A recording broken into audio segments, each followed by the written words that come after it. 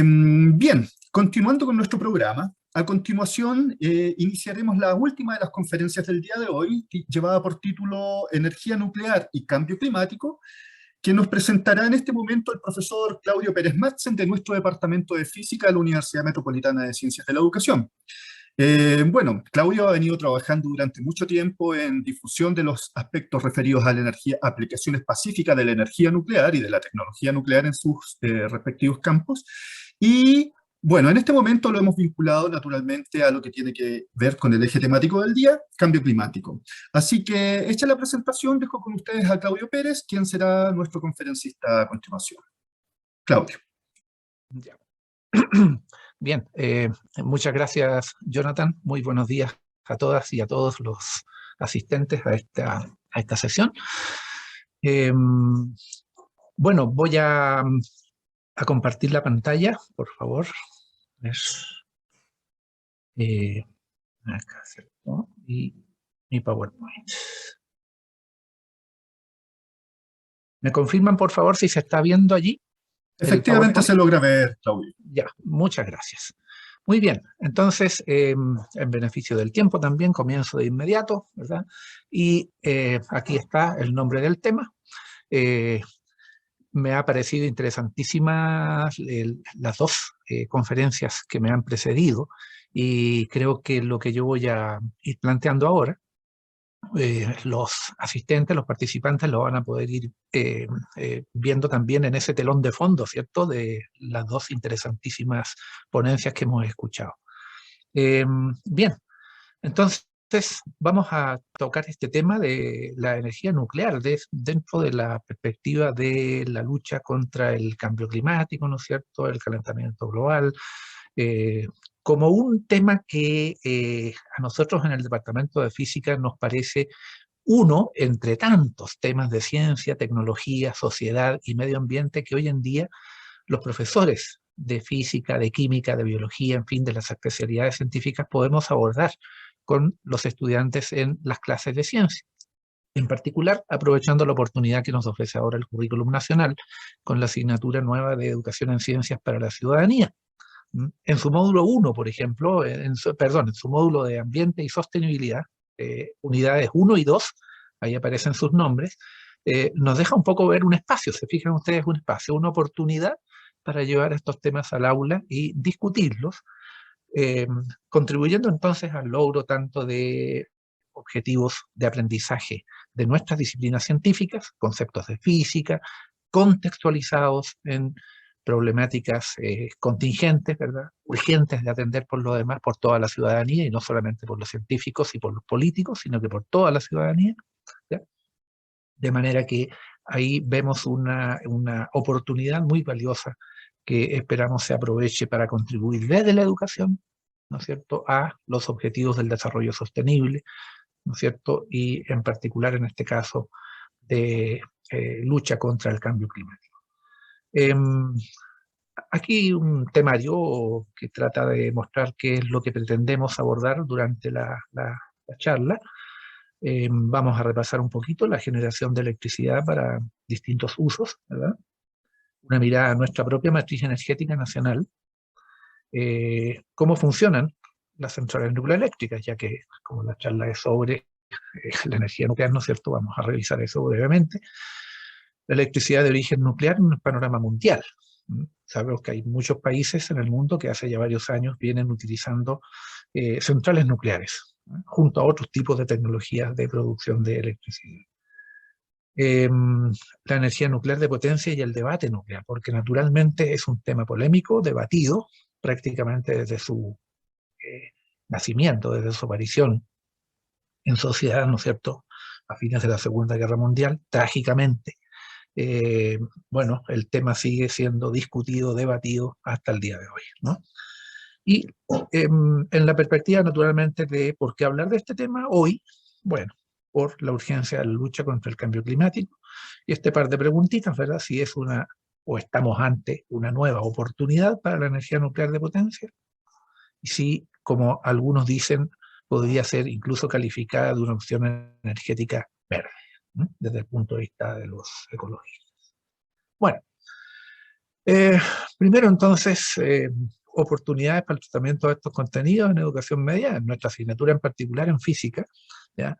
Desde el punto de vista del electromagnetismo en primer lugar, y desde el punto de vista de la termodinámica, el calor y la termodinámica en segundo lugar, sin que sean los únicos tópicos, por cierto, que no puse aquí, ¿eh? Pero es evidente que tratándose de un asunto nuclear, todos los conceptos relacionados con temas de física moderna, como, bueno, física atómica, modelos atómicos, el núcleo en particular, ¿no es cierto?, la estabilidad nuclear, la desintegración radiactiva, tanto natural como artificial, las reacciones de fisión y de fusión, ¿ya?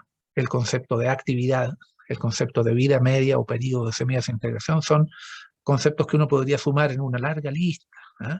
De temas de física, en sus distintos capítulos, si ustedes quieren, que podemos abordar constructivamente en relación con esta temática. Entonces, comencemos por ver cómo se genera la electricidad en una central eléctrica cualquiera, con la única excepción de las centrales fotovoltaicas, porque ahí sabemos que el mecanismo físico es diferente al de las centrales tradicionales, ¿no es cierto? En las centrales más tradicionales utilizamos generadores accionados por turbinas de algún tipo, ¿eh? En cambio, las centrales fotovoltaicas no, porque hay un fenómeno físico allí de conversión directa, ¿verdad?, de la radiación solar incidente en electricidad. Entonces, partamos recordando que hay un efecto físico, el denominado efecto Faraday, o de inducción electromagnética, que aquí se esquematiza y se muestra brevemente, ¿no? Necesitamos, como vemos acá, una combinación entre un bobinado de alambre, ¿no es cierto?, un conductor metálico, cobre generalmente, y un campo magnético, ¿no?, pero que tienen que tener una relación de movimiento relativo entre ellos, ¿ya? O está fijo el campo magnético y se mueve el conductor en su interior, o está fijo el conductor, pero a su alrededor entonces hay un movimiento de campo magnético que genera variaciones de flujo magnético en el conductor, y eso es lo que mágicamente, digamos, nos lleva a producir una diferencia de potencia, ¿no? Podemos darle forma de una tensión alterna, ¿no es cierto? Y eso es lo que se muestra aquí de manera muy simple, como uno lo hace a veces en el laboratorio con los estudiantes, ¿m? Provocando en este caso el movimiento de un campo magnético producido por un imán permanente aquí en la imagen, al moverse en el interior de una bobina de alambre de cobre, ¿no? Aquí tenemos como testigo de la aparición de esta diferencia de potencial inducida un pequeño voltímetro, ¿no? Y vemos que hay un movimiento alternativo, ¿verdad?, hacia ambos lados del cero de la aguja del detector. Visto de una forma similar, ¿no es cierto?, acá, ahí está, lo comentábamos recién, pero que en términos más prácticos, ¿no es cierto?, ya para fines tecnológicos, en una central productora de electricidad que aproveche este principio físico del efecto Faraday, es mucho más factible, por cierto, hacerlo, y mucho más eficiente hacerlo con un bobinado de alambre en rotación en el interior de un campo magnético, ¿no es cierto?, que tratar de hacerlo de esta otra. Así que imagen de la derecha, digamos, representaría básicamente el principio de la generación en cualquier central, como dijimos, con la única excepción de las fotovoltaicas. Bueno, ahora, ¿cómo se hace en la realidad? Hay, ¿no es cierto?, un campo magnético estacionario, forma parte de lo que se llama el estator, en el sistema de maquinarias de la central, y hay también, ¿no es cierto?, un rotor, ¿verdad? Aquí hay un bobinado de alambre que vamos a poder poner en rotación rápida, ¿no es cierto?, de alguna forma en el interior de este campo magnético estacionario del estator. Entonces, estator y rotor. Aquí se ve una imagen ya como en términos un poco más parecidos a la realidad. Son máquinas bastante grandes en general, ¿no es cierto? Son construcciones que ocupan grandes recintos dentro de la central eléctrica, la sala de máquinas, de turbinas y generadores. Aquí vemos lo que sería el componente fijo del campo magnético, lo que llamamos el estator, presentado acá, y aquí tenemos el rotor, ¿ven? Todo esto con su eje de rotación y este bobinado de alambre que se mete al interior del rotor, acá, al campo magnético, para que se produzca una rotación a gran velocidad, accionado por algún tipo, claro, de maquinaria, que denominamos la turbina. Entonces, el tipo de turbina va a determinar también el tipo de central en que nos encontramos. Una central hidráulica, que tiene entonces una central hidroeléctrica, que tiene turbinas hidráulicas accionadas por agua, a presión, o en el caso de una central mareomotriz, que hay en algunos lugares del mundo, son turbinas también hidráulicas, pero de tipo especial, denominadas grupos bulbo, que pueden generar electricidad, ¿no es cierto?, funcionando en los dos sentidos de rotación, ¿eh? Porque depende del flujo de las mareas, ya sea desde el mar hacia un estuario o bien desde el estuario hacia el mar, dependiendo del ciclo diario de las mareas. Si las turbinas son accionadas por vapor o por gas a presión, entonces estamos en una central térmica convencional de combustible fósil, ¿no? Si en cambio son accionadas también por vapor de agua, ¿no es cierto?, podemos estar en una central solar termodinámica, de concentración solar. Por ejemplo, una que tenemos acá en Chile, muy grande, muy moderna, Cerro Dominador, en el norte, ¿no? También en una central geotérmica, tenemos accionadas por vapor, ¿no es cierto?, a presión, o en una central nuclear. He destacado acá la central nuclear porque es de la que vamos a hablar más en esta oportunidad, ¿cierto? Pero contarles entonces que las centrales de vapor, en particular de vapor de agua, ¿no es cierto?, las podemos encontrar tanto en centrales de carbono, petróleo o gas natural, también en centrales solares termodinámicas o de concentración, y en centrales geotérmicas y en centrales nucleares. Así que en ese sentido comparten, digamos, la tecnología de accionamiento del rotor, ¿no es cierto?, dentro del campo magnético del estator, mediante turbinas de vapor. Ahí están clasificadas las nucleares de las que vamos a seguir hablando a continuación. Pero todavía nos quedan las posibilidades de turbinas de viento. Las turbinas de viento son las que encontramos en una central eólica, ¿no es cierto?, los aerogeneradores famosos, ¿ya? Ahí el viento es el recurso primario y pone a girar, ¿no es cierto?, el rotor en el interior del campo magnético. Así que esos son los tipos de turbinas. Bueno, a nosotros nos va a preocupar en particular, como les ha preocupado a las dos eminentes colegas que me han precedido, la producción de gases de efecto invernadero, ¿no?, por su contribución al incremento de la temperatura media de la atmósfera, ¿no es cierto?, y por lo tanto al fenómeno que denominamos calentamiento global, con consecuencias en el cambio climático que ya hace un tiempo se está viendo. Allí las principales centrales de las que hemos hablado acá, que contribuyen a esta producción de gases de efecto invernadero, son por supuesto las térmicas de combustible fósil. ¿Por qué? Porque bueno, allí se quema carbón o se quema petróleo o gas natural, ¿no es cierto?, ¿ya? O una combinación de estos combustibles fósiles, y por lo tanto inevitablemente tenemos producción de gases de efecto invernadero.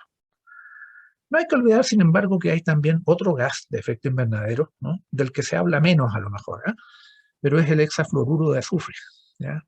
Y el hexafluoruro de azufre no es que esté siendo producido por la combustión en las centrales térmicas fósiles, sino que está asociado incluso a otros tipos de centrales, prácticamente a todas estas, incluyendo también a las solares y las eólicas, ¿no?, porque el hexafluoruro de azufre se usa como un elemento que ayuda a proteger los mecanismos elécticos, por ejemplo, a eliminar arcos eléctricos accidentales que a veces ocurren en los fusibles o en los circuitos de los interruptores de las centrales, de las subestaciones, por ejemplo, de transmisión y distribución. Y entonces allí este elemento tiene una función protectora muy notable, muy, muy poderoso, por eso se lo usa grandemente, pero hay que tenerlo presente porque también es un gas que contribuye, incluso se dice que muchísimo más que los gases de acá, el CO2, qué sé yo, y los dióxidos de azufre, al calentamiento de la atmósfera, ¿ya? Hay más información acá, que por supuesto solo dejo puesto el link porque no tenemos el tiempo para entrar en mucho más detalle. Solamente lo dejo indicado y la posibilidad de que quien tenga interés mayor en el tema, profundizar después por allí. Otro tema de estos de física, ¿no es cierto?, así como acabamos de hablar del efecto Faraday, de la inducción electromagnética, que nos permite al profesor de física, por ejemplo, en su clase de electromagnetismo, adentrarse en el tema de las centrales térmicas y de todo esto del cambio climático, es esto, el modelo físico de la máquina térmica. Porque como estamos hablando de turbinas de vapor, por ejemplo, ¿no?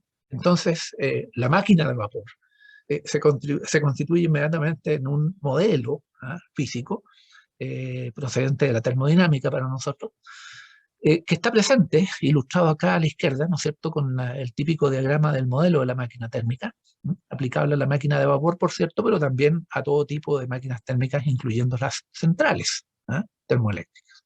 Sean estas centrales de carbón, petróleo o gas, pueden ser centrales solares de concentración, pueden ser centrales geotérmicas, pueden ser centrales nucleares. ¿Ya? En todas ellas vamos a poder aplicar este modelo de la máquina térmica porque hay una fuente caliente, ¿no es cierto? En un caso será, bueno, el lugar donde se está quemando el combustible fósil.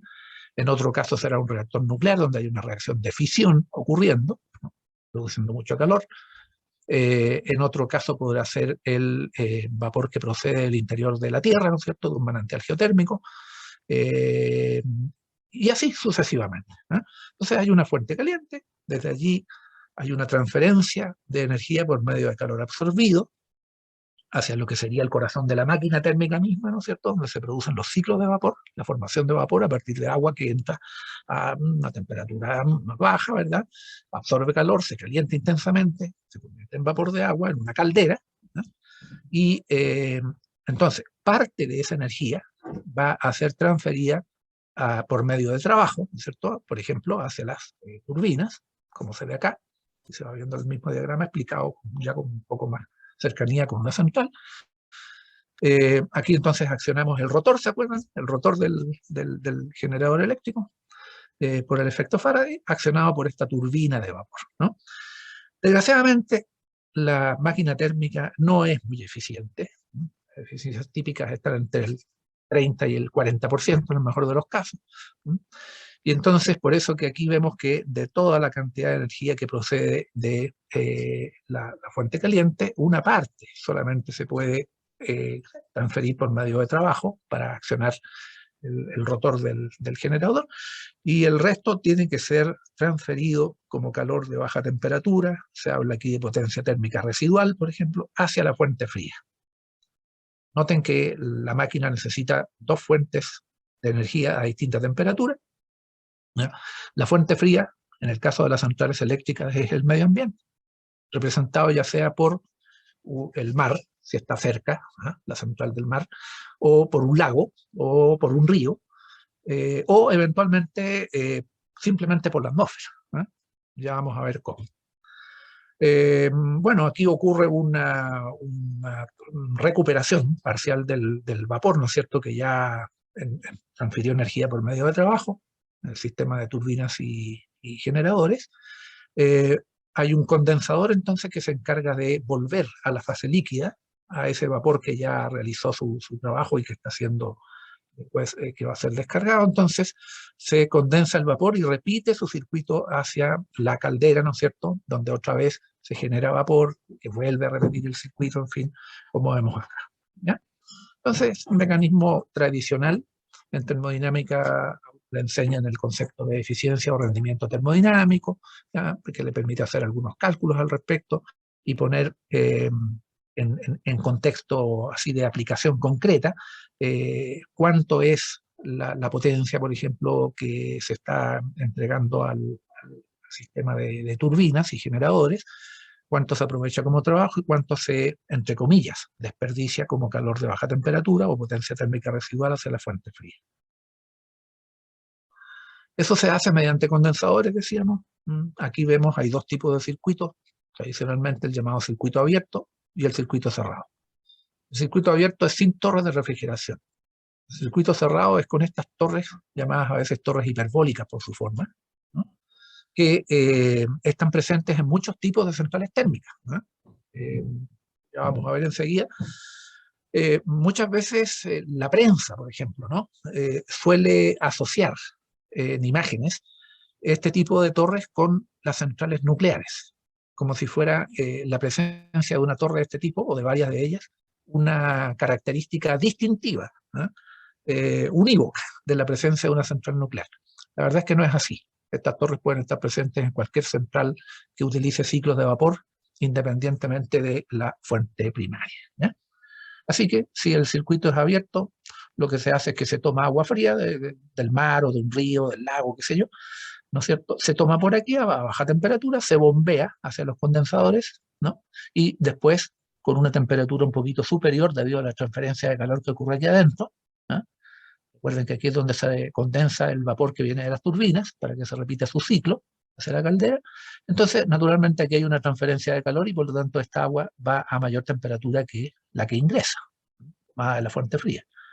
Entonces, aquí puede haber una diferencia de temperatura de, qué sé yo, entre los 5 y los 10 grados, ¿eh? Normalmente no es más que eso, pero aún así plantea, por supuesto, una forma de impacto ambiental sobre el ecosistema, ¿ya? Si el circuito es cerrado, utiliza torres de refrigeración. Entonces se toma el agua acá, se bombea también hacia los condensadores, en eso es parecido a esta parte, ¿sí? Pero se trata de un circuito cerrado porque aquí se hace llover esta agua tibia, en vez de devolverse a la fuente fría, se hace llover aquí dentro, literalmente, ¿no? Y al llover, resulta que mientras va cayendo esta agua tibia, se va enfriando porque por convección natural la torre por abajo es abierta, ¿no? Capta por diferencia de densidad aire frío desde el medio ambiente, y entonces ese aire se va a calentar por el contacto con esta lluvia de agua tibia y va a salir como vapor, ¿no? Lo que sale por aquí no es humo, no son gases de efecto invernadero, ¿no es cierto?, sino que esto es vapor de agua que se está emitiendo como transferencia de calor residual hacia la atmósfera.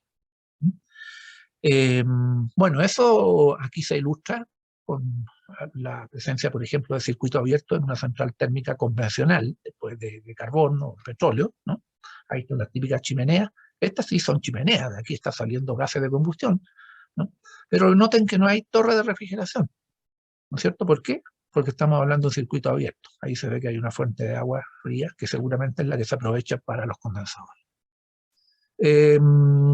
Acá hay una central nuclear, también es térmica, también utiliza ciclos de vapor, pero tampoco se fijan, aunque es nuclear, con 4 reactores aquí, sin embargo no se ven torres de refrigeración. ¿Por qué? Porque es circuito abierto. De nuevo, hay cuerpos de agua cercanos, ¿no es cierto?, de donde seguramente se está usando agua para los condensadores de las turbinas. Acá, en cambio, se trata de circuito cerrado, tanto una central térmica convencional de carbono o de petróleo, con chimeneas, ¿no es cierto?, pero también con una torre de refrigeración. En este caso, por aquí lo que echa es vapor de agua. Y aquí se ve una central nuclear, de nuevo, con 2 reactores y con un par de torres de refrigeración, ¿verdad? Porque, repito, se trata de ahora circuito cerrado. Entonces, a lo que iba, ¿eh? No hay que creer que cada vez que uno ve una imagen de una central eléctrica que presenta este tipo de torres hiperbólicas o torres de refrigeración, eso no es sinónimo de que al tiro es una central nuclear. Puede ser nuclear, puede ser térmica convencional de combustible fósil, puede ser geotérmica, incluso puede ser solar, termodinámica o de concentración, ¿ya? Bueno, aquí vemos el funcionamiento de una central termoeléctrica convencional, en este caso de combustible fósil. Aquí estaría el hogar, ¿no es cierto?, donde se quema el combustible, ¿no?, que se inyecta acá, el combustible pulverizado, si es carbón, por ejemplo, se quema aquí, ¿ya? El calor se transfiere hacia una caldera, donde está entrando agua fría, ¿no es cierto?, y formándose vapor de agua. El vapor sale por acá y se lleva hacia turbinas, ¿no? Hay turbinas de alta, media y baja presión, ¿cierto?, para hacer más eficiente el sistema. Recuerden que la idea acá es que ese vapor a presión lo que hace simplemente es poner a girar una turbina, ¿eh? Una rueda de paletas de gran tamaño que gira también a gran velocidad de rotación, y su eje es el que acciona el rotor del generador eléctrico acá, ¿no es cierto?, donde por efecto Faraday o de inducción electromagnética se produce la corriente, ¿verdad? En este caso la energía eléctrica que se va a subir su potencial, ¿no es cierto?, y se transmite mediante las típicas líneas de alta tensión hacia los centros urbanos, los centros de consumo. Una vez que el vapor trabajó ya en el sistema de turbinas, se envía a los condensadores donde se recupera como agua de nueva fase líquida, ¿cierto? Para eso se necesita lo que ya dijimos, en este caso es un circuito cerrado, como pueden ver, hay una torre de refrigeración. Aquí se muestra internamente la parte donde se produce la lluvia de agua tibia, se recupera en la base como agua de menor temperatura y se bombea de nuevo de vuelta, ¿no es cierto?, a los condensadores para repetir su ciclo. ¿Ya? Bueno, así funciona cualquier central, repito, toda esta parte de acá, toda la parte de turbinas de alta, media y baja presión, generador eléctrico, transformadores, línea de transmisión, torre de refrigeración, si es que es cerrado el circuito, o bien simplemente entonces bombeo directo hacia una fuente fría, toda esa parte es idéntica en cualquier central térmica que utilice ciclos de vapor, ¿eh?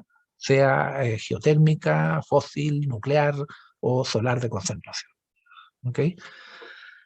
Así que la diferencia siempre está acá, en la zona donde están las calderas, más específicamente en la zona donde está la fuente primaria, ¿no es cierto?, donde ahí es lo que va cambiando según el tipo de bueno, a nosotros obviamente nos interesa en esta oportunidad aquellas centrales eléctricas que puedan generar electricidad sin producir gases de efecto invernadero. Entonces, allí tenemos las centrales hidroeléctricas. Por ejemplo, aquí hay una central de embalse, como ustedes pueden observar. Ahí está el muro de la represa, ¿no es cierto? Generalmente la sala de máquinas está por acá abajo, ¿ya? Aquí tenemos, claro, la amenaza de la sequía y también la resistencia pública. Recuerden nomás proyectos grandes, hidroeléctricos como Hidro Aysén, o acá en la zona central, ¿no es cierto?, proyectos como Alto Maipo. No son centrales de embalses, son centrales de caída, pero igual, ¿no es cierto?, ha habido una gran polémica, ¿no es cierto?, y un alto nivel de resistencia pública a la construcción de estas centrales hidroeléctricas, ¿ya? Que, bueno, repito, más encima están amenazadas por la sequía. Centrales mareomotrices en los países, hay varios países en el mundo.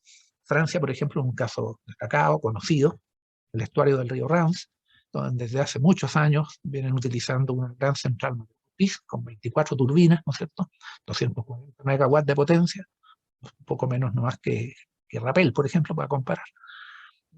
Pero estas centrales, a veces se piensa en Chile, bueno, tenemos un mar, 5.000 kilómetros de costa, ¿cómo no vamos a poder aprovechar las mareas alguna vez para producir electricidad sin generar gases de efecto invernadero? Claro, parece súper atrayente, ¿cierto? Hasta lógico, diría uno. El problema es que la tecnología actual, al menos, de centrales mareomotrices, no permite construirlas en cualquier parte, ¿no? No porque haya mar y no porque haya mareas, es suficiente. Son condiciones necesarias, pero no suficientes. Se necesitan ciertas exigencias muy particulares para los sitios de emplazamiento, ¿eh? Y en Chile, por ejemplo, eso sería posible en zonas por allá de Aysén, más o menos, ¿no?, donde los desniveles de marea, los desniveles diarios de marea permitan que se pueda construir con una cierta eficiencia y con una cierta rentabilidad este tipo de centrales eléctricas, ¿no? Entonces, lamentablemente, no es tan sencillo como parece a primera vista, ¿no? Hay que conocer con un poco más de detalle la tecnología de las centrales mareomotrices. Las centrales solares fotovoltaicas y de concentración. Noten que aquí he agregado dos. Antes hablé de las de concentración, ¿cierto?, porque usan ciclos de vapor. Pero existen las fotovoltaicas también, ¿verdad? Y en Chile hay varias, y de hecho hay muchas en proyectos nuevos, prácticamente a lo largo de todo el país. Pero estas están limitadas por requisitos de lugares, ¿no es cierto? Me refiero a la disponibilidad de suficiente radiación solar directa, ojalá, ¿no es cierto?, para que sea, de nuevo, rentable, ¿no es cierto?, aprovechable el recurso. La superficie de emplazamiento, porque se requieren grandes extensiones de terreno, ¿no es cierto?, para centrales eléctricas comparables, digamos, a las centrales que conocemos de tipo hidráulico o de tipo térmico convencional. Después, las centrales eólicas, ¿no es cierto? Perdón, vuelvo atrás un poquito, me faltaba decir esto. También hay necesidades de respaldar, ¿ah?, y de almacenar la energía producida por estas centrales solares. Lo mismo pasa con las eólicas, porque son recursos intermitentes y difusos, ¿ah? Entonces ya sabemos que no todo el día están disponibles, ¿ah? Por la noche, por ejemplo, la producción solar no está disponible. Entonces, sin embargo, es en la noche cuando más se requiere la electricidad, por ejemplo, para fines de iluminación, calefacción, en fin, procesos industriales, etcétera, transporte. Entonces necesitamos respaldo. Ese respaldo se puede conseguir con algunos tipos de centrales hidráulicas, por ejemplo, centrales de bombeo, ¿no? Que pueden hacer subir el agua, digamos, hacia un repositorio especial, balse, y hacerlo bajar en las horas de mayor demanda y cuando no están disponibles las centrales solares o las centrales eólicas. ¿Ya? Esa es una posibilidad. A eso me refiero con respaldo. Y también almacenamiento por medio de, por ejemplo, bancos de batería, ¿cierto? Grandes bancos de batería necesarios para asegurar un abastecimiento de 24 horas, ¿verdad? De disponibilidad de la energía de estas fuentes, de estos tipos de centrales. Paso a las geotérmicas, también, ¿no es cierto?, sin generación de gases de invernadero, pero limitadas por requisitos de lugares de emplazamiento, de nuevo, y distancia a los centros de consumo. En el caso chileno, de nuevo, Chile tiene, por supuesto, como somos parte del Cinturón de Fuego del Pacífico, tenemos una gran cantidad de recursos geotérmicos en potencia. Sin embargo, no es tampoco, de nuevo, como en el caso de las mareas, no es tan sencillo. La tecnología de las centrales geotérmicas requiere ciertas características de los sitios de emplazamiento, ¿no? Concentración del recurso, por ejemplo, y entra a jugar esto de la distancia a los centros de consumo. Los lugares que en Chile se han prospectado y que parecen con un potencial geotérmico más interesante, potable a futuro, no están muy cerca de los grandes centros de consumo, lo que obliga entonces a considerar el tema de las líneas de transmisión de alta tensión, ¿no es cierto? Y las centrales, o sea, perdón, las subestaciones de distribución después. Y entonces, bueno, allí se plantea tanto el tema del impacto ambiental por la presencia de estas torres, ¿verdad? A lo largo de los caminos, a lo largo de los lugares de belleza natural, las líneas de transmisión larguísimas, y por supuesto los costos que implica esa transmisión, porque sabemos que hay pérdidas asociadas a la resistencia de los conductores, ¿no es cierto?, que es mayor mientras más largas son esas distancias. Y las centrales nucleares, limitadas en este caso por resistencia pública asociada a los temas del debate nuclear, de los cuales vamos a hablar en un momento. Entonces, tenemos todo un repertorio, se fijan, de tecnologías de generación de electricidad sin emisión de gases de efecto invernadero. Y entre ellas están las centrales nucleares que nos van a ocupar en el resto de la sesión. ¿Okay? Todas tienen sus pros y sus contras. La tecnología humana no es perfecta, no somos dioses. Se ha avanzado muchísimo, hay que reconocerlo, en la superación de problemas que anteriormente pesaban muchísimo más que ahora sobre, por ejemplo, las centrales solares, las centrales eólicas, las centrales geotérmicas, pero también las centrales nucleares, como ya veremos hacia el final de la charla.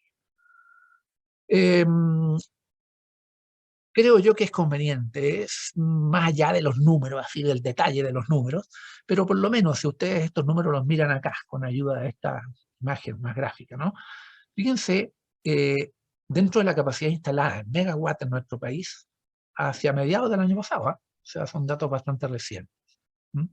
Fíjense el peso que tiene nuestra matriz eléctrica en particular, esta es la matriz eléctrica de la que estamos hablando.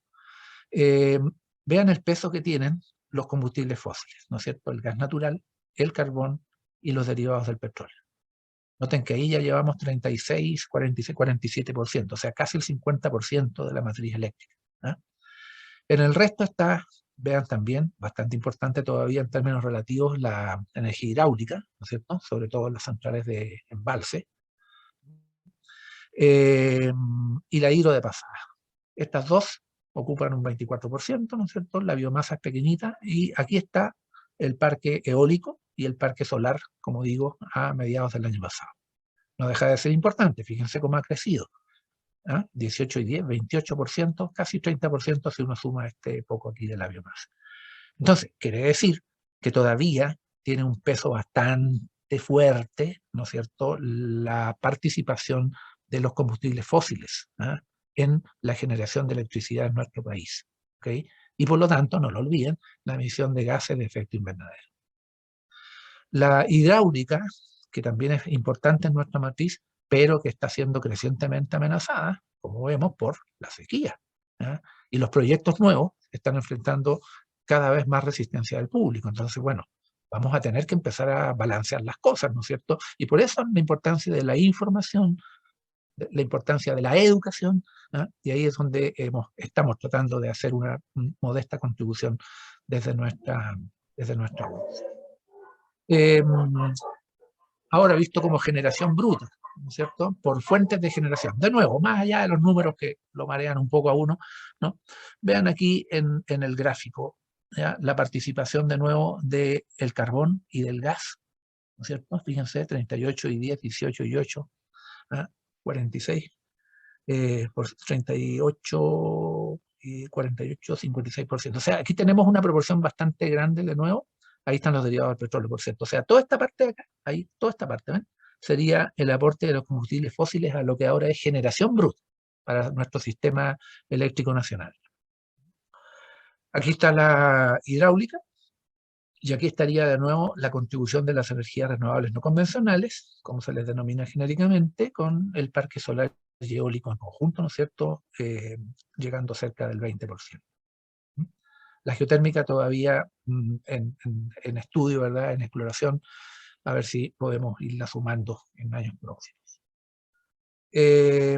Aquí, una vista, ¿no es cierto?, de la generación histórica de los sistemas interconectados central y el norte grande, lo que ahora es el sistema eléctrico nacional, desde los años 96 al 2020, ¿no?, en gigawatt hora.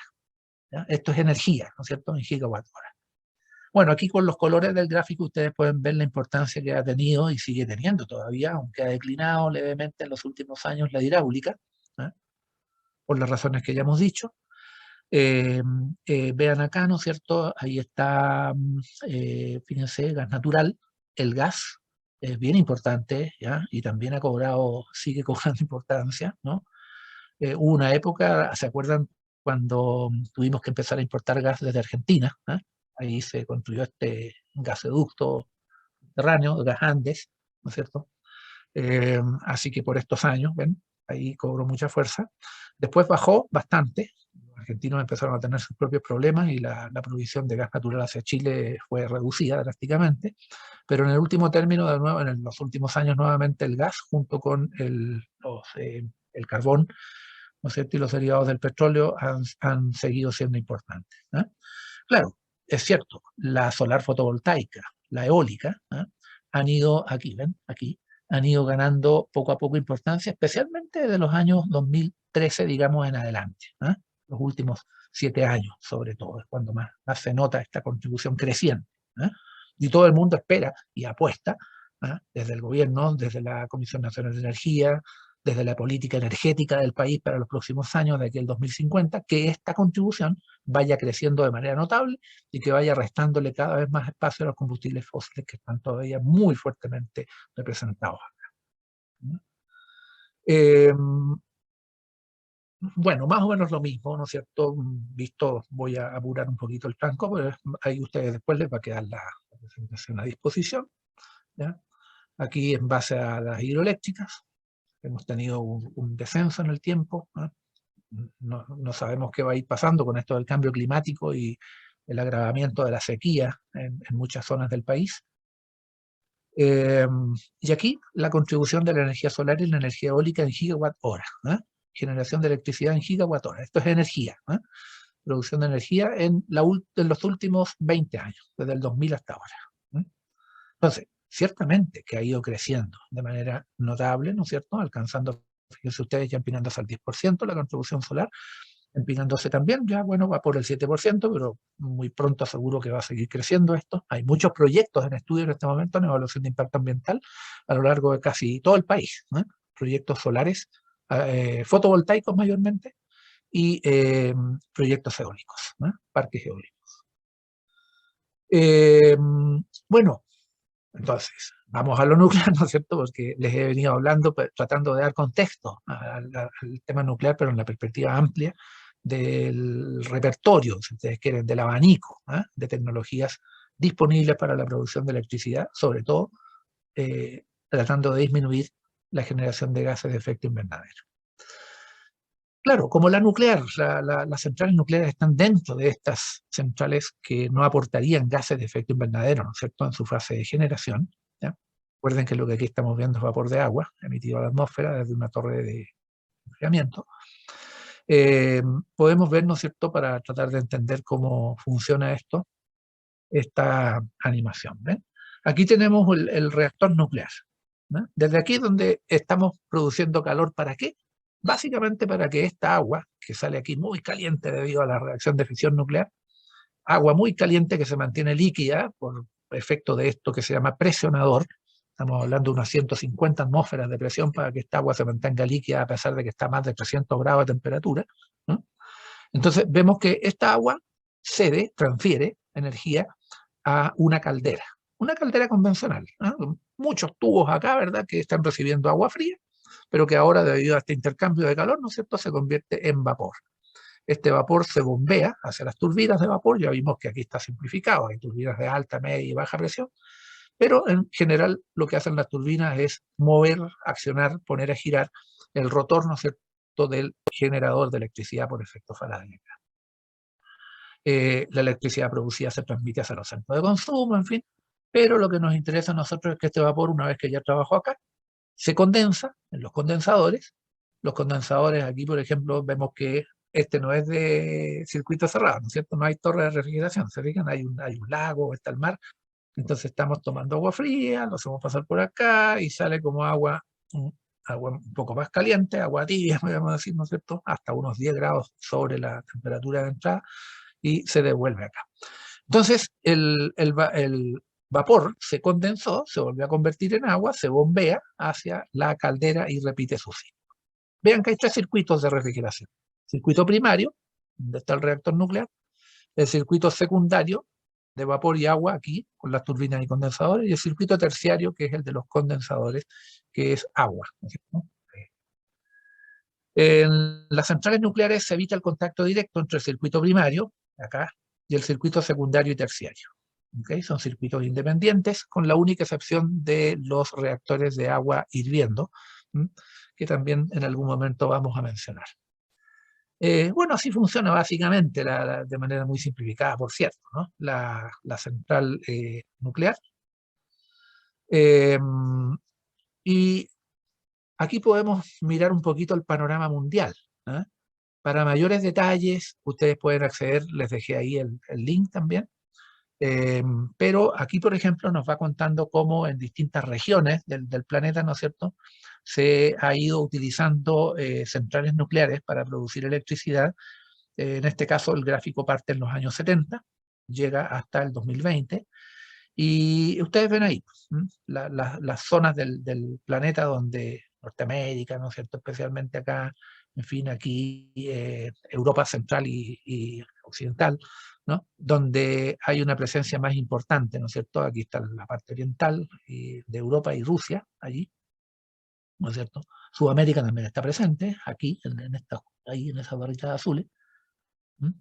Recordemos que acá en Sudamérica tenemos a nuestros vecinos argentinos, ellos tienen energía nuclear de potencia con reactores nucleares, también Brasil, ¿no es cierto?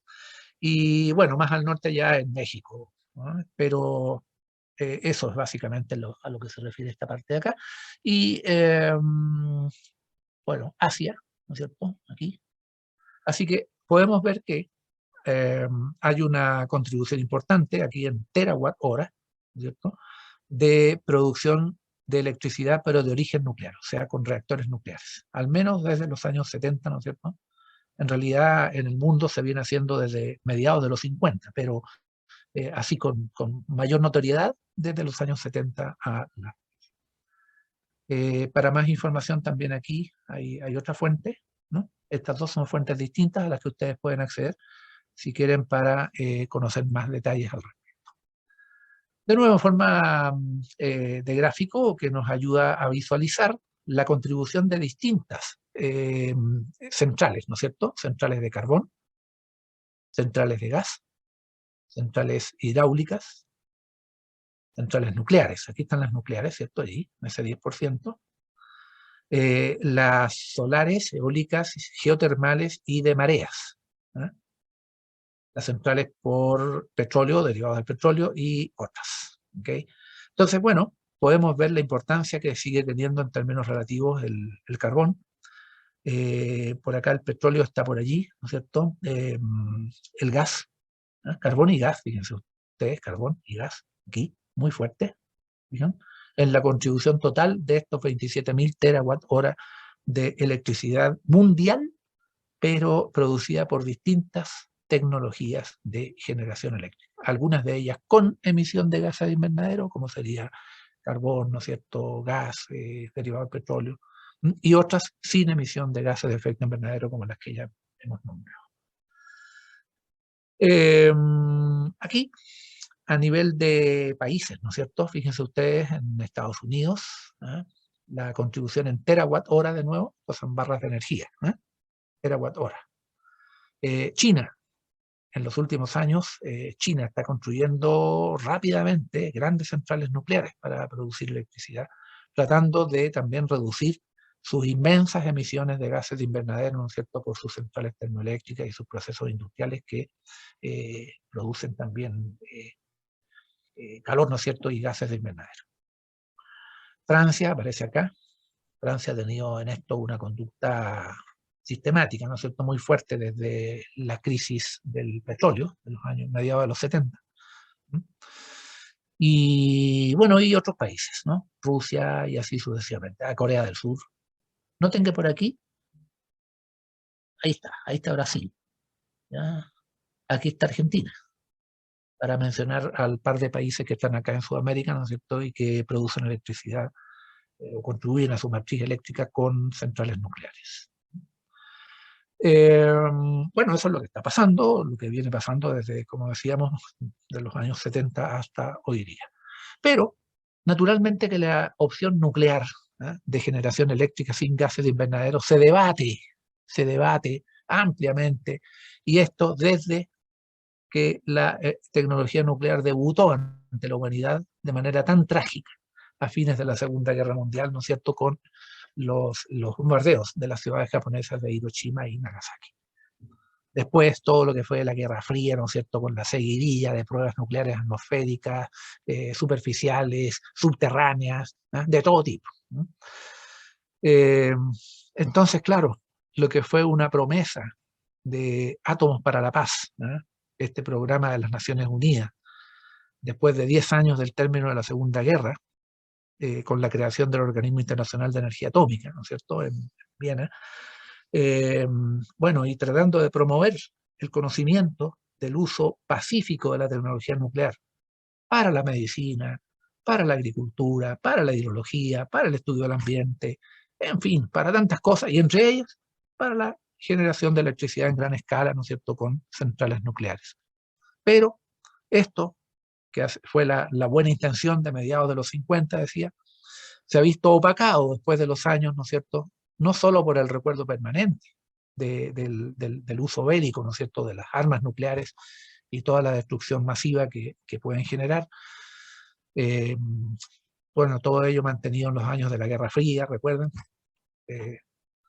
Pero después vinieron los accidentes nucleares.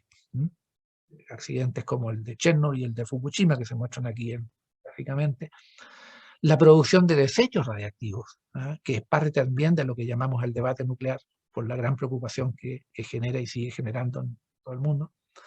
Y por supuesto todo esto, ¿eh?, como telón de fondo, los efectos biológicos de las radiaciones ionizantes, ¿eh?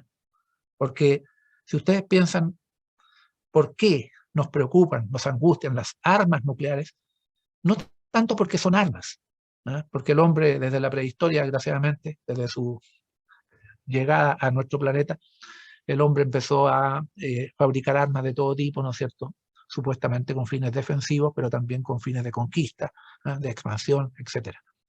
La preocupación entonces no es que sean armas, es que son nucleares, y por lo tanto hay radiaciones ionizantes asociadas a su uso, y de ahí viene el temor, y de ahí viene la angustia. Los accidentes. Todo tipo de tecnología humana está sujeta a accidentes. El riesgo cero no existe, ¿ya?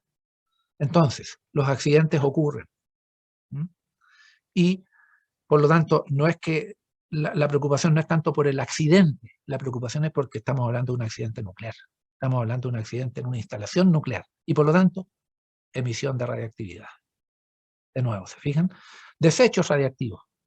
No nos preocupan tanto porque sean desechos, porque nosotros mismos producimos desechos, ¿verdad?, de origen biológico en nuestra vida, y con todo lo que hacemos producimos desechos de todo tipo. Nos preocupan porque son desechos nucleares. Y los desechos nucleares, ¿no es cierto?, de nuevo, llevan radiación asociada. Entonces, el telón de fondo, la columna vertebral, el hilo conductor de todo el debate nuclear, de todos los temas del debate nuclear, son los efectos biológicos de las radiaciones ionizantes, sobre los cuales entonces desgraciadamente todavía no sabemos lo suficiente.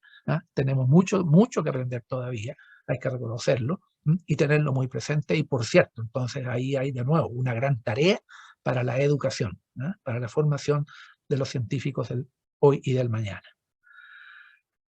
Aquí tratamos de mostrar que esto del debate nuclear, ¿no es cierto?, está estigmatizada. La tecnología nuclear está estigmatizada desde sus inicios, dijimos, por los accidentes nucleares, como el de Isla de Tres Millas en el año 79 en Estados Unidos, el de Chernobyl en el año 86 en Ucrania, el año 2011 el accidente de Fukushima en Japón, ¿no es cierto? Pero no es lo único. Aquí están los desechos radiactivos, inevitables en los procesos de fisión nuclear, que son los que hacen funcionar los reactores y las centrales nucleares del pasado y del presente, ¿no? Y bueno, los efectos destructivos de las armas nucleares, como ya quedó muy claramente demostrado en Japón, ¿no es cierto?, en la 6 y 9 de agosto del año 45. Todos tienen en común el temor a los efectos biológicos de la radiactividad, de las radiaciones ionizantes. Estos efectos, cuando se exageran, ¿no es cierto?, llevan a lo que se conoce como la radiofobia. La radiofobia es una especie de pandemia, ¿no? Se ha expandido como una pandemia en la población de los distintos países del mundo, Chile incluido, pero se puede tratar la pandemia, ¿no? Existen, por suerte, medidas de radioprotección, existe la protección radiológica, ¿no es cierto? Y por lo tanto aquí también hay que hacer un balance, ¿no es cierto?, para poder tomar decisiones razonables, ¿no?, en la medida que el tiempo pasa y se va reduciendo la disponibilidad de tiempo para tomar decisiones frente al cambio climático, ¿no es cierto?, y a los gases de invernadero. Bueno, hablar brevemente de cada uno de estos temas del debate, entonces, ¿no es cierto? Unos son los accidentes, como el de Isla de Tres Millas, fue el primer accidente nuclear de cierta importancia en la industria nuclear civil, digo, ¿no?, en Estados Unidos, en Pensilvania. Un reactor de agua natural a presión, ¿no es cierto?, como el que vimos en una imagen anterior, de 900 megawatts de potencia, ¿ya? Bueno, este reactor presentó algunos problemas, ¿verdad?, en ese año, en fusión parcial del núcleo del reactor por fallas en el circuito primario de refrigeración, ¿se acuerdan?, donde está el agua a presión. Fallaron algunas válvulas, fallaron también algunos indicadores que tenían que advertir a los operadores en la sala de control que algo estaba pasando, algo normal, ¿no? Y se produjeron una serie de errores entonces vinculados, claro, sobre todo a esta interpretación errónea de las señales de control, de emergencia en el panel. Así que bueno, desafortunadamente entonces fusión parcial del núcleo del reactor, pero ustedes ven estos edificios de contención, muy sólidos, que se portaron a la altura de las circunstancias, ¿no? Soportaron sin mayor problema la liberación la consecuencia del accidente, que fue aquí incluso producción de gas de hidrógeno, una explosión aquí al interior del edificio del reactor dañado, ¿no?, pero que quedó todo contenido dentro del edificio de la central, ¿no? O sea, aquí no hubo una destrucción de un edificio, como ocurrió, ya veremos, en Chernobyl o Fukushima, ¿no? Estos edificios, este edificio en particular se comportó perfectamente y claro, hubo sin embargo en los días posteriores, ¿no es cierto?, de maniobras de control, de contención del accidente, una liberación controlada de gases radiactivos a la atmósfera, pero en cantidades poco significativas que no llegaron a causar un mayor riesgo radiológico, digamos. Y evacuación, de todas maneras, se hizo una evacuación preventiva de la población cercana, ¿no es cierto? Y eso creó un alto nivel de estrés y de alarma pública, sobre todo por el manejo de la prensa, de los medios, en relación con este accidente. Este accidente no guarda proporción en realidad con los que vinieron después, como en el año 86 en Ucrania, el de Chernobyl, ¿no es cierto? Y el de Fukushima posteriormente. Noten que acá en Chernobyl el reactor es completamente distinto al anterior. Es un reactor RBMK, moderado por agua natural también, en ebullición. El tipo de reactor se acerca a un reactor de agua natural en ebullición, ¿ya? Lo voy viendo. Así que aquí no hay agua a presión en un circuito primario, sino que directamente se forma el vapor en el núcleo del reactor acá y mediante tubos de presión, y de allí, ¿no es cierto?, se separa el vapor y se bombea hacia las turbinas que accionan los generadores eléctricos, ¿no? Eh, Vean ustedes el edificio del reactor de Chernobyl, ¿no? Es un grado de solidez bastante menor que el que pudimos observar en la imagen anterior. Fuera de estos muros de contención lateral y basal acá, la aislación superior es bastante más frágil, ¿ya? Y todo esto, desgraciadamente, cuando se produjo el accidente y se produjo aquí una explosión de nuevo de gas hidrógeno, ¿no? Entonces, todo esto salió volando, digamos, ¿no? Se destruyó completamente toda la parte superior y lateral del reactor, todo este edificio de la zona de grúas, de maquinaria, salió volando, ¿no? Y ahí lo vemos el reactor cuando estaba operando normalmente, y aquí lo vemos después de su accidente. Quedó con un grado de destrucción mayor, ¿no es cierto?, muy grande. Y desgraciadamente entonces aquí la consecuencia más grave fue la liberación de gas radiactivo a la atmósfera, ¿no es cierto?, que no solo afectó a la zona circundante, ¿no?, y a la región allí de Ucrania, sino que también se extendió hacia varios otros lugares de Europa, ¿sí?, con el régimen de vientos que había en esos días. Bueno, aquí se ve el sarcófago, ¿no es cierto?, así se le llama a esta cúpula protectora que se instaló en el año 2016 sobre el reactor dañado, ¿ya? Aquí un poco la descripción muy sintética de lo que fue el accidente: fusión del núcleo de nuevo, ¿no es cierto?, por fallas graves de refrigeración y pérdida de control de los operadores sobre la dinámica de neutrones, ¿eh? Este tipo de reactor que vimos antes, el RBMK, tiene un diseño que intrínsecamente es complejo, es poco seguro, digamos, ¿no? Y no obstante la buena intención de los operadores que estaban haciendo un experimento aquí, curiosamente un experimento para tratar de prevenir emergencias de fallo de alimentación eléctrica, hicieron varias maniobras, ¿no es cierto?, que desembocaron en un problema nuclear mayúsculo, ¿no? No pudieron ellos controlar este asunto del envenenamiento por xenón, que está asociado a una dinámica muy particular de los neutrones en el caso de accidentes en este tipo de reactor. La explosión de hidrógeno que sucedió adentro, entonces, similar a lo mejor en cierta medida a la que ocurrió en el caso anterior, en la isla de Tres Millas, pero acá el edificio de contención no soportó, ¿no? Era muy frágil y por lo tanto escapó gran cantidad de gases radiactivos a la atmósfera y con dispersión, incluso dijimos ya fuera del país, ¿no es cierto?, hacia otros lugares de Europa. Bueno, en los primeros días los primeros momentos de las maniobras de control del accidente, de contención, murieron 32 trabajadores que se pusieron muy gravemente a la radiactividad. Y bueno, se habla de una serie de muertes posteriores en los años, ¿no es cierto?, producto de la radiación emitida, ¿eh?, a la región, sobre todo. Se hizo una evacuación total y permanente de población a 30 kilómetros a la redonda del sitio de emplazamiento de la central. Así que, bueno, este fue uno de los accidentes más severos hasta el día de hoy, ¿no es cierto? Se lo sigue considerando así, en escala máxima de nivel 7 que tiene el Organismo Internacional de Energía Atómica para clasificar accidentes nucleares. Para información más detallada, que ahora no tenemos tiempo, por cierto, de ver, les puse ahí un link. Me parece que está bastante bien la descripción más detallada también del accidente. En el caso de Fukushima, bueno, todos sabemos, ¿verdad?, porque fue mucho más reciente, en el año 2011, un reactor de otro tipo, reactor de agua natural en ebullición, decíamos, ¿no es cierto? Por eso ven ustedes que aquí directamente el vapor que se forma sobre el reactor se transmite sin la presencia de una caldera intermedia, ¿ven? Se transmite directamente este vapor a presión a las turbinas y bueno, todo el resto ya más o menos del sistema secundario y terciario ya lo conocemos. Refrigeración por agua que se toma del océano, o sea, circuito abierto. Y bueno, acá el gran problema, ¿no es cierto?, habían 6 reactores ahí, se produjo fusión parcial de los núcleos de 4 de estos reactores con explosiones de hidrógeno, como en los casos anteriores, emisión de gases radiactivos debido a la pérdida total de refrigeración, porque falló pero por completo la alimentación eléctrica. Durante el terremoto primero falló la alimentación eléctrica que digamos, permitía funcionar a los sistemas de la central. Inmediatamente entraron a funcionar los sistemas eléctricos de emergencia, por supuesto, que para eso están, y empezaron a funcionar muy bien. La reacción nuclear se detuvo inmediatamente, los reactores se apagaron, digamos, ¿no? El problema es que no basta con apagar, perdón, no basta con apagar los reactores, sino que se tiene que mantener la refrigeración debido a lo que se llama el calor residual, ¿no? del combustible.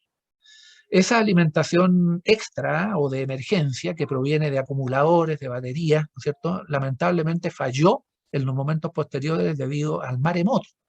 Vino un maremoto con unas olas de 14 metros, ¿verdad?, que nunca se tuvieron en cuenta en el diseño de los muros de protección de la central, ¿no?, frente al océano. Nunca se esperó un maremoto de esta magnitud.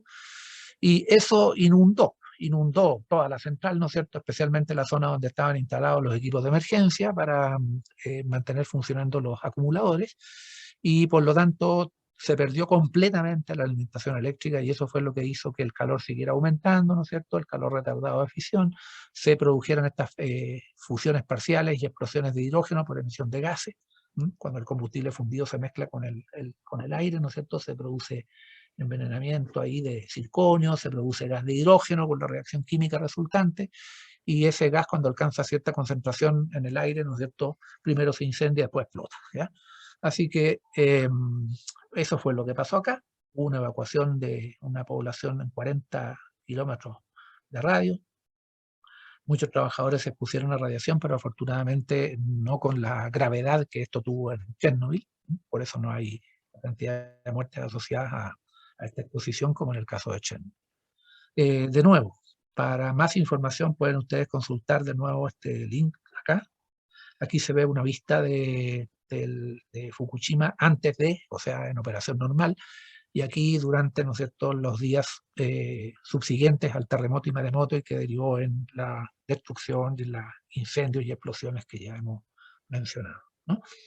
Entonces, bueno, pero los accidentes, dijimos, nucleares que han ocurrido, como estos 3 que hemos reseñado brevemente, son uno de los temas polémicos del debate nuclear. El otro tema son los desechos radiactivos.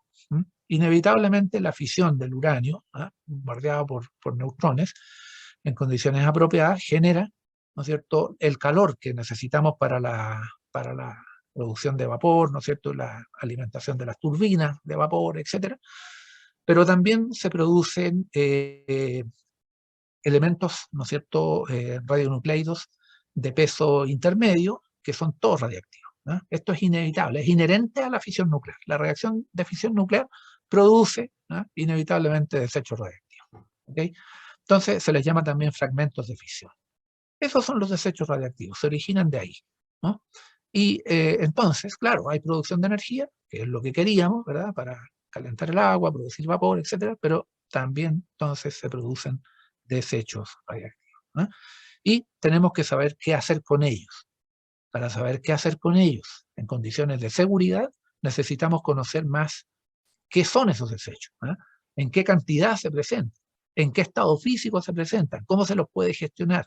Están en estado sólido, están en estado líquido, están en estado gaseoso. Bueno, se ha estudiado esto por largos años, ¿no es cierto?, por supuesto desde el comienzo del uso pacífico de la tecnología nuclear, y existe entonces una clasificación de residuos o desechos radiactivos propuestos por el Organismo Internacional de Energía Atómica.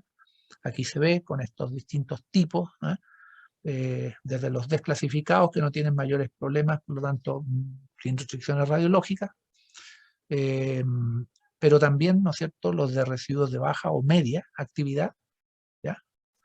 Algunos de ellos son de vida media más corta, otros son de vida media más larga. ¿Se fijan? Aquí se los separa, se los divide, ¿no? Y están finalmente los de alta actividad, ¿no?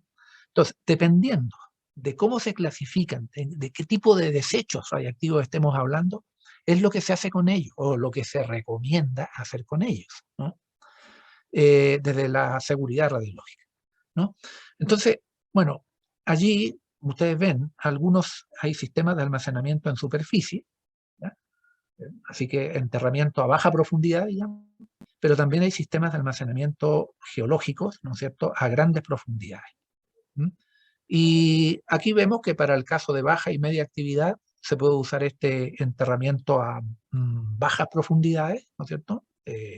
Se disponen los desechos generalmente en el interior de containers, ¿no es cierto?, de esos típicos tambores de acero, ¿no es cierto?, que se sellan, posteriormente se suelen encementar, ¿no es cierto?, se convierten en bidones de concreto, y todo esto se lleva a los sitios de almacenamiento intermedio a baja profundidad. Por supuesto con vigilancia, con protección, etcétera, ¿ya? Tratando de evitar que hayan acuíferos cercanos y todo eso. Pero quizás los que merecen mayor consideración, atención, también preocupación, son el almacenamiento de desechos de alta actividad, ¿no es cierto?, y de vidas medias más largas, ¿no?, que pueden perdurar por cientos o miles de años y que requieren entonces una gestión mucho más cuidadosa. Aquí se ve que a grandes profundidades, ¿no es cierto?, del orden de 500 metros, ¿ya? De nuevo, con una serie de barreras sucesivas, ¿no es cierto?, barreras sucesivas de protección hasta que se lleva todo esto al enterramiento definitivo a grandes profundidades, pero aquí destacar que esto tiene un antecedente, ¿eh? Un antecedente, este uso de repositorios a grandes profundidades en formaciones geológicas profundas y estables, ¿eh?, desde el punto de vista geológico, estabilidad geológica me refiero, tienen como antecedente este fenómeno OCLO, ¿eh? OCLO es la denominación de un yacimiento de uranio muy importante en la zona de Gabón, en África, ¿eh? Y hace ya varios años, por allá por los 70, ¿no es cierto?, se empezó a investigar intensamente este yacimiento de uranio, porque se encontró que al estudiar la composición del mineral de uranio, ¿no es cierto?, que siempre se sacan muestras, se estudia la composición isotópica, etcétera, se encontraron anomalías isotópicas tan importantes que llevaron a los científicos a hacer estudios, repetir los estudios en varios lugares, en fin, hasta llegar a la conclusión de que en ese lugar funcionó de manera natural y espontánea un reactor nuclear, ¿no? Fíjense, hace unos 1.800 millones de años, y probablemente se estima que entre 100.000 y 500.000 años de duración de este fenómeno natural, llegando a producir del orden de 10.000 megawatts anuales, ¿no? O sea, un reactor natural bastante importante, ¿no? Entonces, este fenómeno OCLO dio pie a que, en base a que los desechos radiactivos que ahí se produjeron, porque no puede ocurrir fisión sin producción de desechos, ¿ya? Ya lo dijimos.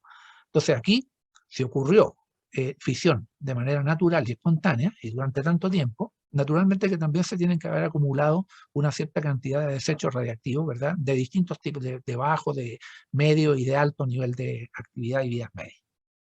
Bueno, todo eso nunca salió de ahí, nunca contaminó el medio ambiente ni los acuíferos del sector, ¿ya?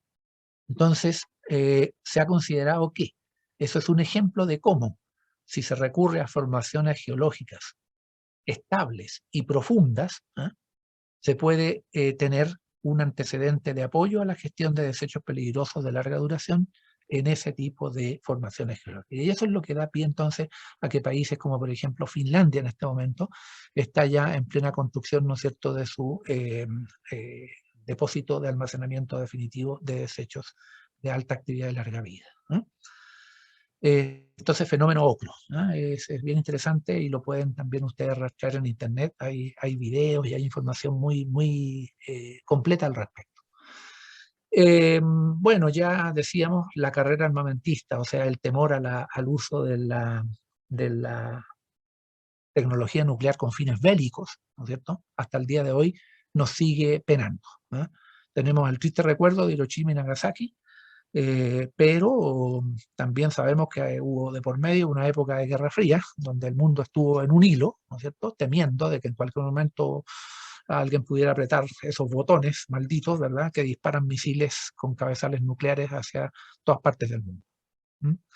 Las explosiones nucleares suelen tener una serie de efectos asociados, efectos físicos, el efecto mecánico de la onda de choque, ¿no es cierto?, muy destructivo, el efecto térmico de la bola de fuego, el pulso electromagnético, que puede poner fuera de combate a los circuitos electrónicos de control y de operación de todo tipo de instalaciones y instrumentos, los efectos de la radiación nuclear instantánea y retardada. La retardada es lo que se conoce como la lluvia radiactiva o fallout. Bueno, todo esto con consecuencias trágicas para la población, ¿no es cierto?, la vida animal y vegetal, consecuencias climáticas. Se habla incluso de un invierno nuclear en el caso de un conflicto bélico con uso masivo de armas nucleares, y consecuencias socioeconómicas que, para qué decir, ¿no? Existen simuladores en internet, ¿no? Uno puede simular estos efectos y ver las zonas a las que se expanden los distintos efectos de una explosión nuclear, dado el tipo de bomba y su potencia, ¿no? La altura de la explosión, en fin, hay simuladores bastante gráficos al respecto, ¿no? Si alguien quiere detenerse en eso. Bueno, sabemos que vivimos en un mundo bélico, ¿no? El armamento nuclear está presente en grandes cantidades en varios países del mundo. Lamentablemente a los 5 iniciales se han ido sumando muchos otros países con el paso de los años, siempre alegando motivos de seguridad nacional, por supuesto, ¿no? De defenderse, no de atacar a nadie, sino de estar listos para defenderse, ese es el argumento.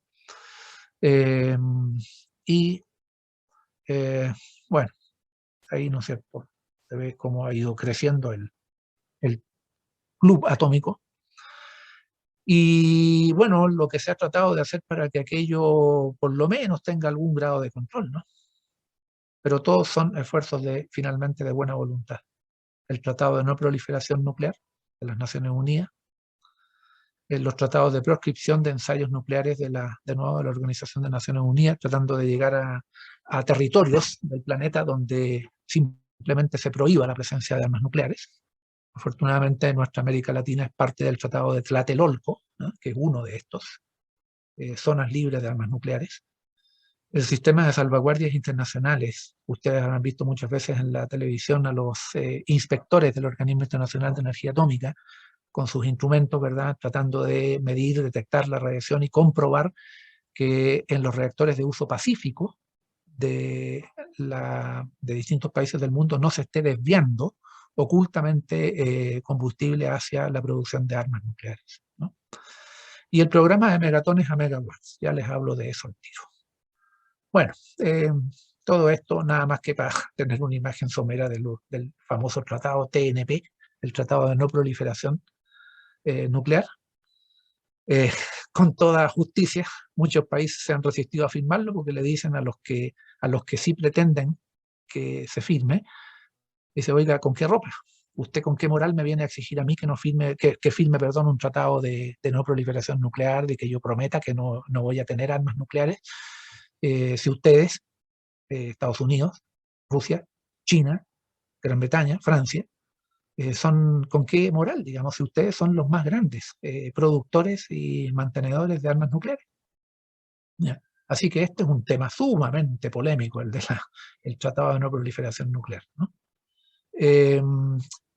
Las zonas libres del planeta, aquí está Tlatelolco en América Latina, se fijan, de acá, un territorio libre de armas nucleares, ¿no? Es un acuerdo regional, se fijan, acá hay otro, acá hay otro, acá hay otro, en fin, hay varios territorios del mundo que han tratado de mantenerse libres de armas nucleares, ¿cierto?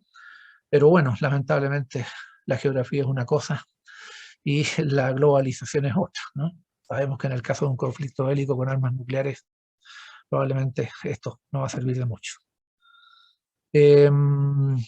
Bueno, el famoso programa de megatones a megawatts fue un proyecto muy interesante a mi juicio, porque si se hizo una vez, quiere decir que se puede volver a hacer. Este proyecto convertía uranio de alto grado de enriquecimiento a uranio de bajo grado de enriquecimiento suficiente para que lo que venía de armas nucleares rusas, fíjense, del orden de 20.000 bombas nucleares rusas, en un tratado que se suscribió en el 93, durante 20 años estuvo funcionando este tratado y permitió que casi 500 toneladas de combustible nuclear ruso se usaran para fabricar combustible nuclear de bajo grado de enriquecimiento que sirvió para que centrales nucleares norteamericanas produjeran cerca del 10% de la electricidad de Estados Unidos en esos 20 años. ¿Ya? Entonces, esto se hizo, esto no es fantasía. ¿Ah? Fue un tratado que se firmó, se puso en práctica y dio lugar a esto. ¿Ah? Aquí se lo muestra gráficamente también, se fijan, 20 años de operación entre el 93 y el 2013. ¿Ya? 20.000 armas nucleares rusas que se desmantelaron y su combustible entonces se procesó y se utilizó para producir el 10% de la electricidad norteamericana en esos 20 años de vigencia del tratado. 500 toneladas métricas de material bélico que se transfirió, ¿no es cierto?, a uso pacífico. ¿Okay? Así que bueno, una idea brillante, dice acá. Claro, si se hizo una vez, ¿por qué no se puede repetir? ¿Mm? Recuerdo que una de nuestras conferencistas anteriores se refirió a que no solo se trata de la voluntad de los gobiernos muchas veces, también se trata de la voluntad del pueblo, ¿no? De la voluntad de la gente, ¿no? De los países. Tengámoslo presente porque esto es un punto, creo yo, muy importante para ir reduciendo o al menos atenuando uno al menos de los temas del debate nuclear, ¿cierto? Que obstaculizan el uso pacífico de la tecnología nuclear. Los efectos biológicos de las radiaciones ionizantes son de distintos tipos. No tenemos lamentablemente el tiempo para entrar en los detalles aquí, pero ahí dejo este mapa conceptual que a mí me parece clarísimo y muy bien logrado, creo yo, ¿no? Con los distintos efectos, tanto probabilísticos como deterministas, de los efectos de las radiaciones ionizantes. ¿No? Recuerden que un rato atrás dije que esto está en la base, en el corazón, es el hilo conductor de todos los temas del debate nuclear. Todos los temas del debate pasan por aquí, ¿no? Por el temor a los efectos biológicos de la radiación. Bueno, y para ir ya acercándonos al final, nos preguntamos si frente a la urgencia del cambio climático estamos ante una nueva oportunidad para la energía nuclear de potencia, o sea, para las centrales nucleares para producir electricidad, al menos sin gases de efecto invernadero. Entonces, alguien puede decir, oiga, usted mismo acaba de decir que han habido accidentes terribles, estamos con la amenaza del uso bélico, siempre la espada de Damocles, ¿no es cierto?, colgando sobre nuestras cabezas, tenemos el problema de los desechos radiactivos. Entonces, ¿cómo podemos pensar que podemos estar ante una nueva oportunidad? ¿Se merece la energía nuclear una nueva oportunidad siquiera? Hay gente que dice que lo rechaza esto, pero así como de principio, o sea, no, ni siquiera lo quiero conversar, no lo quiero ni discutir. Resulta que hay nuevos diseños de reactores nucleares de fisión. Los reactores siguen siendo todavía de fisión nuclear, pero los reactores de primera, segunda y tercera generación, que son entre los cuales han habido los accidentes, ¿no es cierto?, la generación de desechos radiactivos, todo esto, ahora estamos frente a reactores de cuarta generación, en rápido desarrollo, con mayor seguridad frente a posibles accidentes de operación, con menor producción de desechos radiactivos, porque incluso los pueden aprovechar, los pueden reciclar, ¿no es cierto?, para producir nuevo combustible, con menos riesgo de proliferación de armamento, porque justamente el tipo de combustible nuclear que utilizan no es aprovechable por su grado de enriquecimiento como para producir armas nucleares. Y naturalmente, siendo más pequeños, con mayor densidad de potencia, son más pequeños, más eficientes desde el punto de vista de la transferencia de energía y más económicos. Bueno, son diseños de cuarta generación, varios, hay de diferentes tipos, voy a decir algo muy breve al respecto. Pero por otra parte, ¿no es cierto?, se está avanzando de manera notable en las investigaciones para el control de las reacciones de fusión nuclear, las reacciones que explican el funcionamiento del Sol y las estrellas. Entre estos avances está el proyecto ITER en el sur de Francia, en una localidad llamada Cadarache. Hay varios otros proyectos de investigaciones de fusión en otros países con un enfoque en alguna medida similar al ITER, en alguna medida distinta. Hay aquí en Estados Unidos, en Gran Bretaña, en China, Corea del Sur, por mencionar a los países donde quizás hay desarrollos más importantes al respecto, avances, ¿no? Y la importancia del litio, ya veremos por qué. La importancia del litio. Recuerden, en Chile está de moda la discusión del litio ahora, ¿no es cierto?, con las famosas licitaciones. Bill Gates, de Microsoft, bien conocido, está detrás de uno de los diseños de reactores de cuarta generación, ¿eh? Reactores modulares pequeños. Fundó una empresa que se llama TerraPower, ¿no? Y está invirtiendo cantidades inmensas de dinero en la investigación y desarrollo de este tipo de reactor compacto de cuarta generación, que utiliza uranio más pobremente enriquecido, ¿no es cierto?, para generar electricidad usando un ciclo de combustible que no requiera mayores separaciones isótopicas. Su diseño es para reactores de 600 megawatts eléctricos para las plantas prototipo, y después las plantas ya de tamaño comercial serían de más de 1000 megawatts, ¿no?, de potencia. Temperaturas de 500 grados, presión baja, presión atmosférica de hecho, eso los torna más seguros. El combustible primario sería este uranio empobrecido, ¿no es cierto?, no uranio enriquecido. Sodio, como refrigerante, sodio fundido. Conversión de energía mediante ciclo de Rankine, con ciclos de vapor todavía sí. Y reprocesamiento no requerido de desechos radiactivos, ¿no? Entonces, bueno, es muy interesante. Hay información en la web al respecto. Bueno, ahí hay también otros reactores pequeños compactos, reactores modulares pequeños se les conoce así, pero en lo que a la fusión ahora corresponde, tener presente que la fusión es una reacción nuclear entre isótopos livianos del hidrógeno, ¿no es cierto? Aquí está el deuterio y el tritio. Aquí se ve muy sencillo, juntar los núcleos de deuterio con los núcleos de tritio. Esto es terriblemente difícil de lograr, obviamente, pero si se logra, se obtiene energía, en este caso para esta reacción de deuterio-tritio de 17,6 megaelectronvolts por reacción. Neutrones de 14 MeV, son neutrones bastante energéticos, y hay que cuidarse de ellos en todo caso.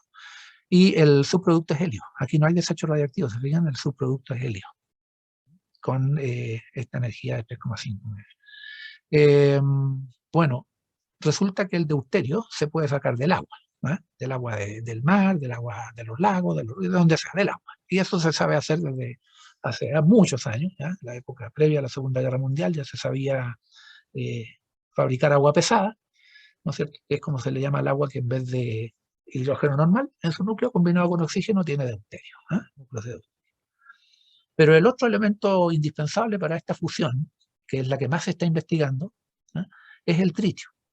El tritio es un isótopo radiactivo del hidrógeno, con vida media de alrededor de 12 años, muy breve, por lo tanto no existe de manera natural, no lo encontramos naturalmente disponible, pero se lo sabe fabricar, y se lo fabrica bombardeando núcleos de litio con neutrones. De ahí la importancia estratégica del litio en lo que se refiere a las perspectivas de la fusión nuclear hacia el futuro. El litio es el material necesario para fabricar tritio, y el tritio se necesita para juntarse con deuterio en las reacciones de fusión nuclear que se están investigando y que se espera dominar en los próximos años, ¿no? Esta es una fotografía reciente de ITER. Significa, esto es la sigla en inglés, Reactor Experimental Internacional de Fusión o Termonuclear. Reactor Termonuclear Internacional Experimental. Aquí está el sitio web correspondiente, muy completo, muy actualizado. Este es un diagrama del confinamiento magnético del plasma.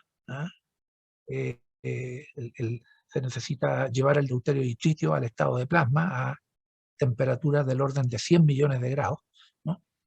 Y esto entonces solo es posible hacerlo en la actualidad mediante confinamiento magnético en estas máquinas llamadas toroides, con grandes campos magnéticos, ¿no? Produciendo un vacío, por supuesto, muy intenso acá.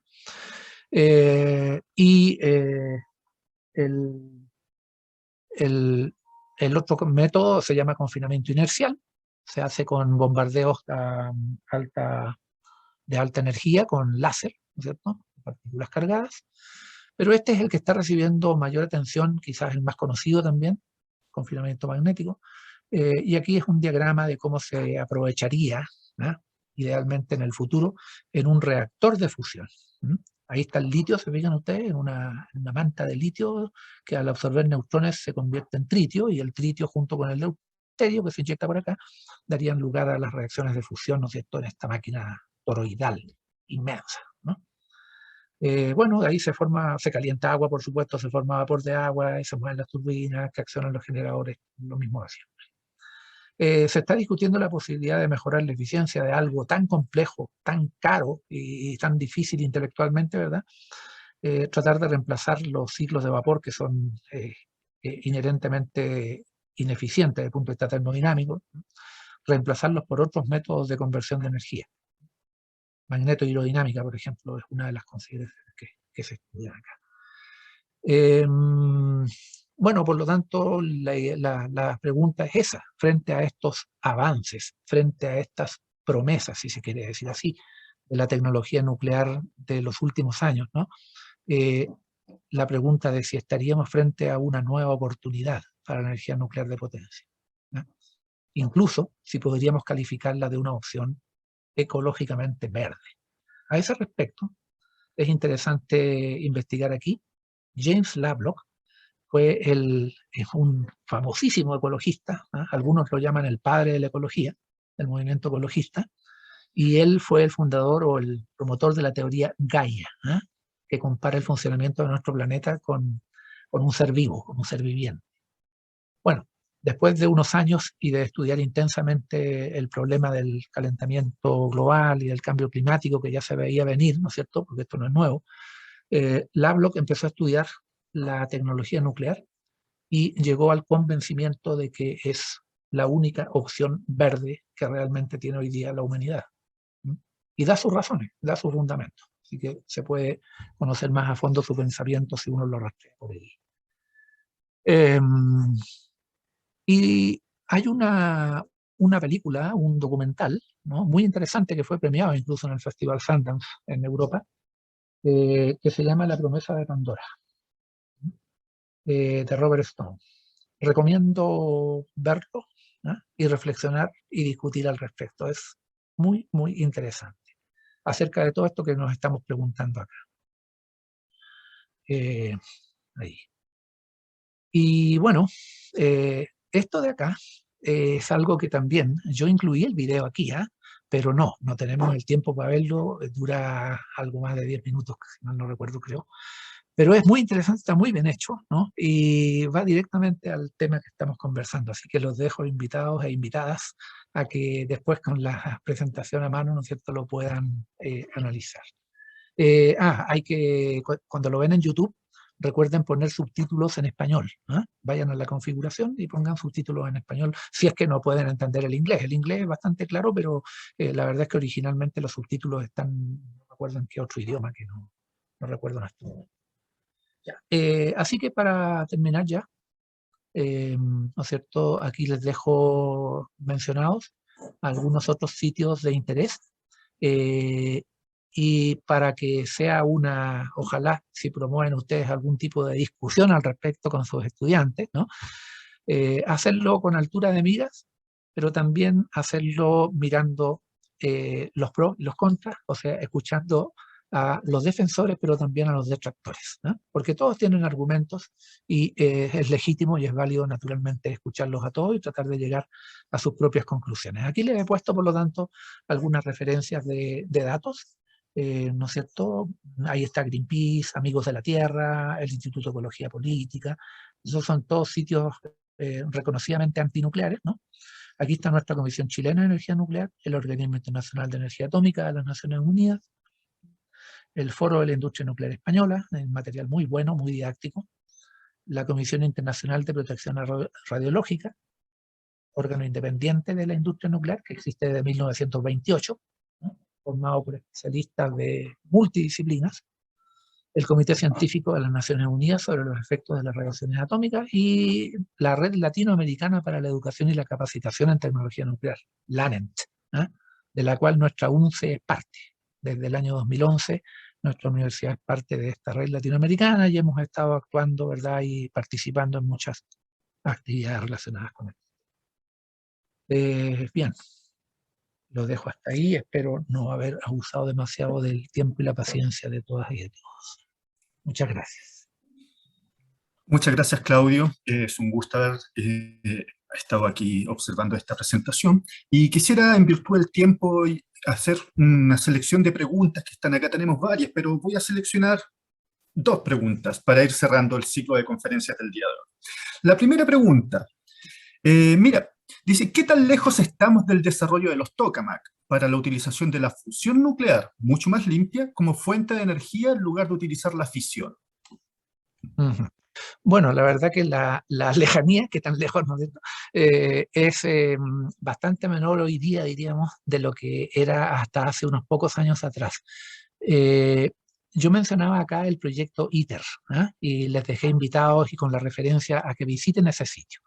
Creo que la respuesta, mucho mejor que lo que yo pueda en este brevísimo tiempo darles, es que ustedes la puedan obtener de allí. Van a ver que hay unos cronogramas. Esos cronogramas han sido revisados muchas veces, ¿eh? Incluso los detractores de la tecnología nuclear argumentan que parece un chiste, ¿eh? Que de ITER se viene hablando hace muchos años y de la fusión controlada y de los tokamaks para ello se viene hablando desde hace muchos años, pero que siempre se están corriendo los cronogramas, ¿eh? Que prometían primero que para el año 2000, después para el 2010, después para el 2020, el 2025. Ahora ITER está hablando del 2025 para unas primerísimas pruebas del tokamak, pero en realidad para el 2035, 2040, 2050, la posibilidad de tener el reactor ya completamente montado y en etapa de demostración de la factibilidad tanto científica como ingenieril, ¿eh?, de la tecnología de fusión. Después viene la comercial. Entonces, es por eso también que ahora por el lado de los pro-nucleares, ¿no es cierto?, hay muchos grupos, incluidos los de Bill Gates y otros más, en Estados Unidos, en Francia, en Corea del Sur, en fin, en Gran Bretaña, que están desarrollando enfoques alternativos. Algunos de ellos también basados en tokamak, ¿eh?, pero que son de un diseño de ingeniería diferente, en última instancia al ITER, y por lo tanto tienen promesas de funcionamiento a mucho más breve plazo. Vienen hablando, de hecho, del año 2025 y 2030, ¿eh?, así de cerca. Así que hay que estar atentos a lo que pase con esos desarrollos, Spark, por ejemplo, en Estados Unidos, ¿ya?, y otros más que van a encontrar ustedes en la literatura del tema. Eso diría yo en relación con lo de los tokamaks. Muchas gracias, Claudio. O sea, cada vez los reactores de fusión nuclear experimental están más cerca, pero todavía no las aplicaciones de potencia. Bien, bien. Así nos queda más claro. Mira, y la última pregunta, que la seleccioné a razón de que me imagino es una pregunta generalizada, que se pueden tener muchas dudas de los participantes y no también y el público en general. Mira, una pregunta. ¿Es real que en Chile hay una central nuclear y que ésta estaría ubicada en la falla de San Ramón? Si esto es así, ¿cuáles serían las consecuencias para la región metropolitana en caso de que ocurriera un accidente debido a algún evento sísmico? Ya, claro, tienes toda la razón, Jonathan, al calificar esta pregunta como una pregunta así como muy central, ¿no es cierto?, muy extendida, una preocupación de mucha gente, ¿no? Y no solamente entre profesores y profesores, ¿eh? Mucha gente del público general tiene estas dudas, ¿eh?, que son muy legítimas naturalmente. Bueno, en Chile no tenemos centrales nucleares, ¿eh? Tenemos 2 centros de estudios nucleares, 2 centros de investigación importantes, ¿ya? No les estamos bajando el perfil, solamente estamos aclarando que no son centrales nucleares. Porque las centrales nucleares, de las que he hablado en la charla y que he mostrado imágenes y diagramas, ¿no es cierto?, son plantas, instalaciones, donde lo que se hace es aprovechar el calor intenso que se produce en las reacciones de fisión controladas para producir, ¿no es cierto?, vapor de agua que mueva las turbinas y accione los generadores eléctricos. Eso no se hace en ninguno de nuestros 2 centros de estudios nucleares, uno de ellos ubicado en la comuna de Las Condes actualmente, pero que por cuestiones territoriales geográficas, ¿no es cierto?, hace unos años cambió, antes era La Reina, ¿eh? Por eso se sigue llamando el Centro de Estudios Nucleares La Reina, pero la verdad es que hoy día corresponde a la comuna de Las Condes, ¿eh?, el emplazamiento.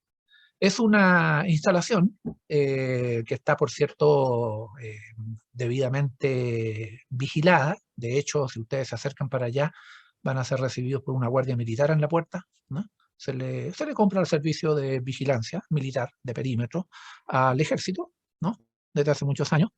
Y lo mismo se hace en el Centro de Estudios Nucleares Lo Aguirre, que está ubicado al costado derecho del túnel Lo Prado cuando uno va de Santiago hacia Viña. Ahí se divisa un domo cilíndrico, parecido a lo de las fotos que mostré, pero no es una central nuclear tampoco, ¿no? Es un centro de estudios nucleares. Ambos centros de estudios nucleares tienen reactores de investigación, no reactores de potencia.